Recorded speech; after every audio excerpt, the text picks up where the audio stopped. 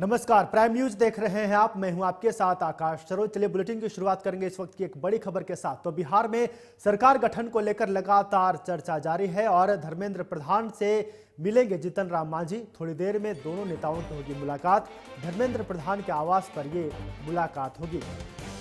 तो बिहार में विधानसभा चुनाव खत्म होने के बाद अब बारी है बिहार में नई सरकार की। तो नई सरकार को लेकर लगातार चर्चाओं का बाजार गर्म है। लगातार बैठकों का दौर भी जारी है और इसी कड़ी में मुलाकातों का भी सिलसिला चल पड़ा है। और थोड़ी देर पहले अभी हमने देखा था कि बीजेपी के अध्यक्ष ने नीतीश कुमार से मुलाकात की थी और अब बड़ी खबर है कि धर्मेंद्र प्रधान से जीतन राम मांझी मुलाकात करेंगे और थोड़ी देर में दोनों नेताओं के बीच मुलाकात होगी। और जहां पर धर्मेंद्र प्रधान के आवास पर यह मुलाकात होगी। आपको बता दें कि धर्मेंद्र प्रधान को बिहार विधानसभा चुनाव का चुनाव प्रभारी बनाया गया था और उनके नेतृत्व में बीजेपी ने बिहार विधानसभा चुनाव में चुनाव लड़ी थी।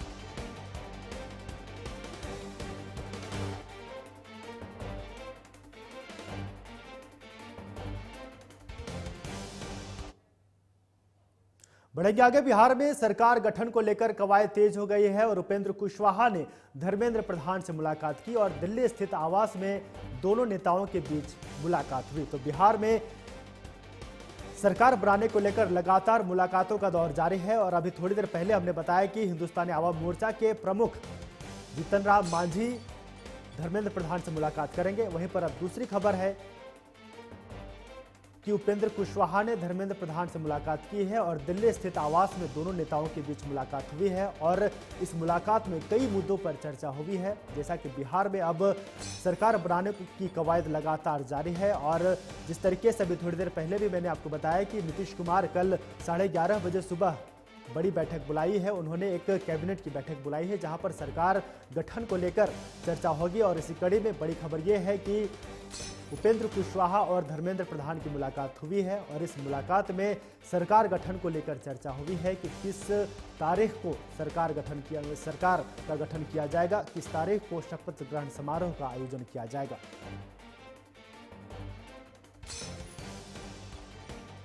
तो बीजेपी और जेडीयू में लगातार सरकार बनाने की कवायद जारी है।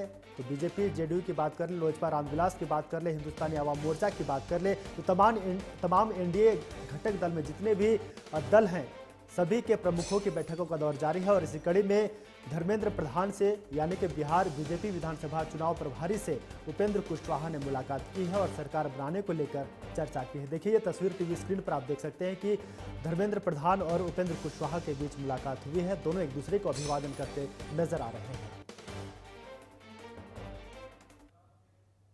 बढ़ेंगे आगे। बिहार विधानसभा चुनाव में एनडीए को मिली जीत के बाद अब सरकार गठन करने की कवायद लगातार जारी है। इधर जीत को लेकर तरह तरह की प्रतिक्रियाएं सामने आ रही हैं। सुनिए क्या कुछ कहा विपक्ष और पक्ष के नेताओं ने।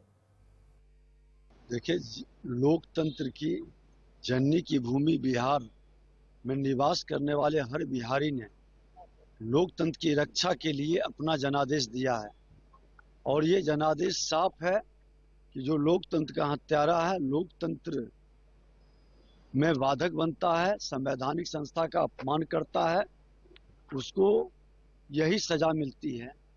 जाति के जहर का लहर का कहर भी खत्म हुआ, उन्माद पैदा करने की मानसिकता पर भी चोट लगा और इसके बाद भी ये लोग नहीं सुधरेंगे तो राजनीति से समाप्त हो जाएंगे।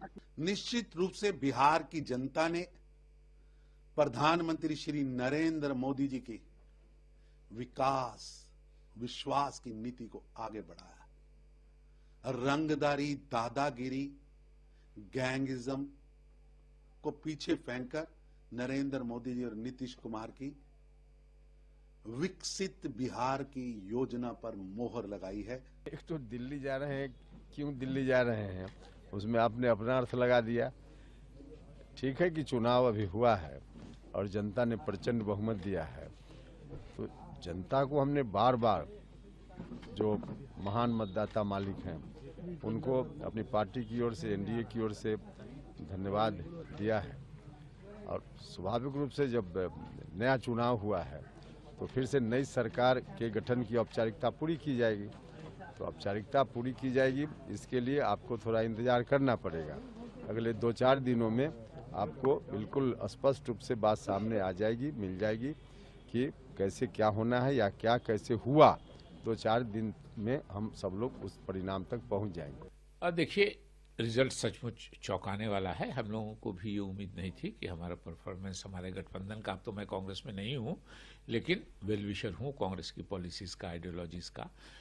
मैं था पोलिंग के अंतिम समय तक मैं था कांग्रेस में, तो रिजल्ट सचमुच हम लोगों के लिए भी चौंकाने वाला है। वोट चोरी का जहाँ तक मामला है, उसमें मैं कह सकता हूँ कि ईवीएम में गड़बड़ी हो सकती है, जिसके बारे में मैं नहीं कह सकता कि ईवीएम टैंपर हुआ नहीं हुआ, ये मेरा टेक्निकल हमको नो हाउ नहीं है, लेकिन संदेह होता है ईवीएम के बारे में। लेकिन ग्राउंड लेवल पे सारे डिफरेंट कास्ट, डिफरेंट कम्युनिटीज़ के लोग सब मिल के एक जगह के लिए काम करें, एक पार्टी के लिए, तो मुझको ये कुछ प्रैक्टिकल नहीं लगता है कि हर समाज के लोग हैं। हमारे एडमिनिस्ट्रेशन में भी, डिस्ट्रिक्ट में कम से कम 5,000 आदमी काम करने वाला होता है, और डिफरेंट कास्ट और डिफरेंट वो। पूरे पश्चिम बंगाल में बीजेपी की ओर से एसआईआर में लोगों की मदद करने के लिए कैंप लगाए जा रहे हैं। कुछ दिनों में पूरे बंगाल में ये कैंप शुरू हो जाएगा। सुनिए एसआईआर को लेकर केंद्रीय मंत्री सुकांता मजूमदार और बीजेपी नेता दिलीप घोष ने क्या कुछ कहा है।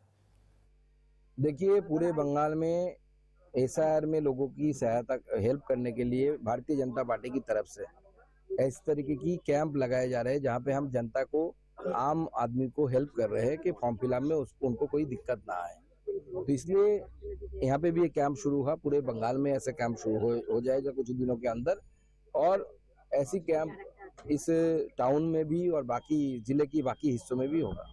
उसके बारे में देखिए, सारा देश में एसआईआर हो रहा है, तो अलग अलग प्रदेश में कुछ समस्याएं हैं ऐसे। विशेषकर बंगाल में विभाजन के बाद जो लोग यहाँ आए हैं, उनको हमने स्वीकार किया है, कानून बनाया, उनको नागरिकता देने के लिए वो प्रोसेस में है। और एसआईआर में भी कुछ ऐसी समस्या आती है तो केंद्र सरकार नज़र में रखा है। यहाँ जो जिसको हम बोलते हैं जो छिटमहल, जो कुछ क्षेत्र बाद में अभी 5-7 साल पहले भारत के साथ जुड़ा है, जो अदल बदल हुआ, उसके लोगों के पास भी डॉक्यूमेंट नहीं है, उनके बारे में सरकार सोचेगा। बिहार विधानसभा चुनाव में महागठबंधन की बुरी तरीके से हार हुई। इसके बाद महागठबंधन के मुख्य पार्टी आरजेडी के सुप्रीमो लालू प्रसाद यादव की पारिवारिक कलह सबके सामने आ गई है। लालू यादव को किडनी देने वाली उनकी बेटी रोहिणी आचार्य इस कलह के केंद्र में है, जिन्होंने राजनीति से किनारा करने के साथ साथ परिवार से भी सभी तरह के रिश्ते तोड़ने की बात कह दी है। रोहिणी आचार्य ने निशाना साधते हुए संजय यादव पर, जिसके बाद चारों तरफ संजय यादव की चर्चा होने लगी है। मेरा कोई परिवार नहीं है। अब ये जाकर के आप संजय, रमेश, तेजस्वी यादव से पूछिए, मेरा कोई परिवार नहीं है। वही लोग निकाला है हमको परिवार से, क्योंकि रिस्पॉन्सिबिलिटी लेना नहीं है उनको। पूरा दुनिया बोल रहा है जो चाणक्य बनेगा, तो चाणक्य से आप सवाल पूछिएगा। जब कार्यकर्ता चाणक्य से सवाल कर रहा है, पूरा देश दुनिया सवाल कर रहा है कि पार्टी का ये ऐसा हाल क्यों हुआ। अब जब संजय और रमेश इन लोग का नाम लीजिए तो आपको घर से निकाल दिया जाएगा, आपको बदनाम किया जाएगा। आरजेडी नेता रोहिणी आचार्य के राजनीति छोड़ने और अपने परिवार से नाता तोड़ने के फैसले पर राजनीतिक प्रतिक्रियाएं सामने आने लगी हैं। सुनवाते हैं क्या कुछ कहा है राजनीतिक दल के नेताओं ने। ऐसे तो ये उनका पारिवारिक मामला है, लेकिन जिस प्रकार से लालू जी ने पूरे परिवार को ही राजनीति में ले आए, ये उसका दुष्परिणाम है। और मैं कह सकता हूं कि तेजस्वी यादव का जो स्वभाव बना एक छत्र राज करने का, वो परिवार को ही नहीं समेट पाए, परिवार में ही इतने अलोकप्रिय हो गए, तो आप कैसे उम्मीद करते हैं कि वो समाज के दृष्टि से या पार्टी में चीज़ों को आगे बढ़ा पाएंगे। और कहीं ना कहीं जो संजय और रमेश जैसे व्यक्ति पूरे कब्जा किए हुए हैं पार्टी और परिवार को, तो कहीं ना कहीं उसका ये प्रकटीकरण है। और अब तो तेजस्वी यादव को सामने से आके जवाब देना चाहिए। नहीं, देखिए, सब तो व्यक्तिगत मामला है, इस पर राजनीतिक कमेंट करना तो उचित नहीं है, लेकिन दुर्भाग्यपूर्ण है आरजेडी के लिए। लालू प्रसाद यादव जैसे लंबे समय तक उन्होंने बिहार पर राज किया, अच्छा किया या बुरा किया, लेकिन जनता का प्यार स्नेह तो उनको मिला ही, वो एक अलग बात है। लेकिन इतना बड़ा व्यक्तित्व का कि परिवार में इस तरह की स्थिति नॉट गुड। बेटी देखिए, मैंने सोशल मीडिया के माध्यम से और टेलीविजन के माध्यम से देखा कि जिस तरह से रोहिणी आचार्य को अपमानित करने का काम किया गया। मैं उस परिवार के मामले में बहुत ज्यादा नहीं बोलना चाहता, क्योंकि किसी के परिवार के झगड़े में नहीं पड़ना चाहिए। लेकिन आदरणीय लालू प्रसाद जी से और आदरणीय राबड़ी जी से मैं सादर अनुरोध करूंगा कि परिवार इस तरह नहीं बिखरना चाहिए। जिस रोहिणी आचार्य ने किडनी देकर लालू जी की जिंदगी बचाई और आज उसको ये दिन देखना पड़े, ये उचित नहीं है। इसको जरूर लालू जी को, राबड़ी जी को ध्यान देना चाहिए। अब देखिए, वैसे इसमें बड़ा बहुत बोलना बनता नहीं है, मगर ये जरूर दिख रहा है कि जिन लोगों ने पूरे बिहार को चलाने के सपने देख रहे थे, वो परिवार भी नहीं चला पा रहे। रोहिणी आचार्य ने बहुत सारी बात कल मैं सुन रहा था, बहुत ही आपत्तिजनक। सवाल पूछने पे चप्पल से पिटाई हो सकती है, सवाल पूछने पे आपको घर से बाहर निकाला जा सकता है। ये कहीं न कहीं उस मानसिकता का परिचायक है जिस जंगल राज के लिए पूरा शासन जाना जाता था। मैं ईश्वर से प्रार्थना करता हूँ इन लोगों की अंदरूनी समस्याएं ठीक। देखिए, ये आंतरिक मामला है, क्या है उनके बीच में मुझे जानकारी नहीं है, और उन्होंने क्या बोला मैं भी नहीं सुना हूँ। लेकिन अगर ऐसी बात उन्होंने बोला है तो दुर्भाग्यपूर्ण है। कहा जाता है कि बुरे वक्त में सपने भी छोड़ देते हैं, और महत्वाकांक्षा जब हावी होता है सबको परिवार में भी कला होता है।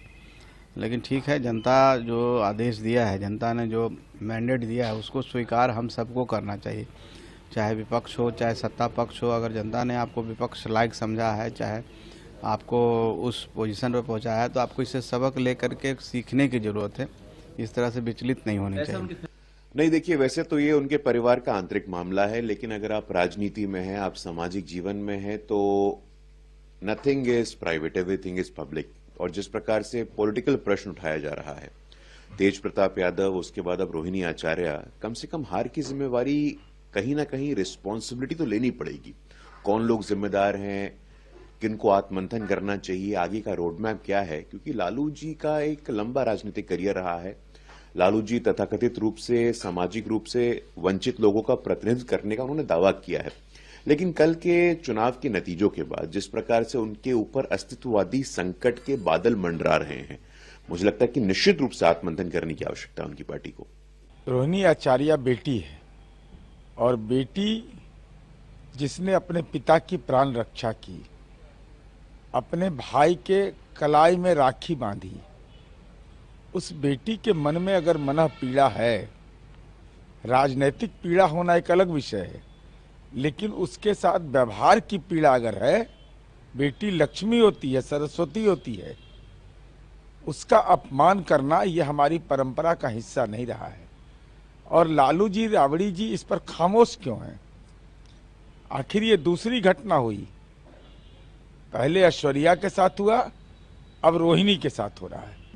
फैमिली में भी जो लोग खानदानी पार्टी चला रहे हैं, उनमें भी बहुत सारे लोग विजन वाले होते हैं। ये चलने वाला नहीं है। देश युवाओं के, देश महिलाओं के, देश गरीब के, देश सभी कम्युनिटीज के हाथ में स्टार्टअप स्टैंडअप के जरिए देश के वजीर आजम ने सौंपा है। अब ये देश पीछे नहीं देखेगा, इसलिए अब इनका सौदा, इनके पास सौदा ही नहीं है महागठबंधन के पास। और बिहार की जनता ने, आपने जैसे देखा कि नरेंद्र मोदी जी के हाथ मजबूत किए हैं जो एनडीए की रहनुमाई कर रहे हैं। एक कहावत है, ऐसा कोई सगा नहीं जिसे लालू यादव ने ठगा नहीं। रोहिणी आचार्य ने एक बेटी का धर्म निभाते हुए, उनके बेटों ने तो किडनी नहीं दी थी, बेटी ने किडनी दी थी। और बेटी अगर पिता से नाराज हो जाए तो समझ लीजिए लालू जी ने बिहार की जनता को किस प्रकार ठगा है। और उसका नतीजा ये हुआ कि सरकार बनाते बनाते उनका अपोजिशन का पद भी उनको नहीं मिल पा रहा है। तो ये लालू यादव का परिवार अभी और बिखरेगा।